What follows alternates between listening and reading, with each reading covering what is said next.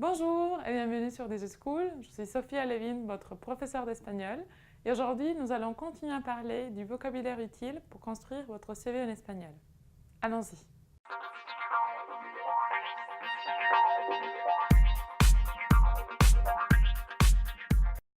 En ce qui concerne le niveau de maîtrise de toutes ces compétences-là, on a aussi un vocabulaire spécifique. Donc si vous connaissez quelque chose, on peut dire que vous avez un conocimiento, une connaissance. Si vous arrivez à le manier, donc vous avez un manejo. Par exemple, manejo de Excel. Si vous avez par contre un niveau beaucoup plus élevé, une maîtrise de quelque chose, on va dire dominio de herramientas web, par exemple. Donc là, c'est maîtrise. Si vous avez un niveau plus débutant, on va dire nivel básico, un niveau un tout petit peu plus élevé, nivel medio, et un niveau plus avancé, nivel avanzado.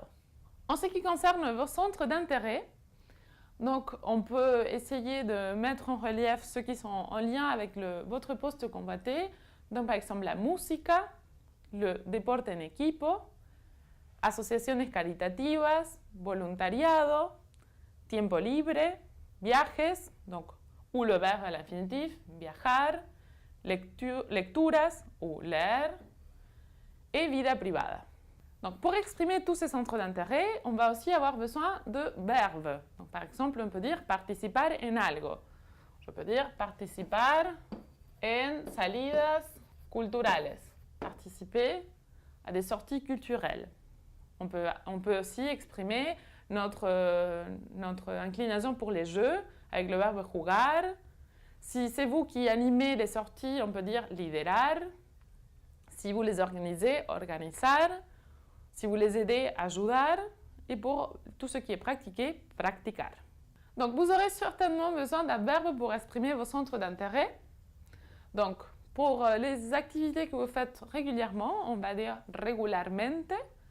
Pour celles que vous faites de temps en temps, on a deux possibilités, algunas veces ou de vez en cuando. Pour celles que vous faites fréquemment, frecuentemente, ou muy seguido, donc un tout petit peu plus que frecuentemente. Pour celles que vous faites au quotidien, cotidianamente. Pour celles que vous faites de manière hebdomadaire, une fois par semaine, semanalmente. Et celles que vous faites une fois par mois, mensualmente. Ou una vez por mes. Donc on va ajouter mensualmente.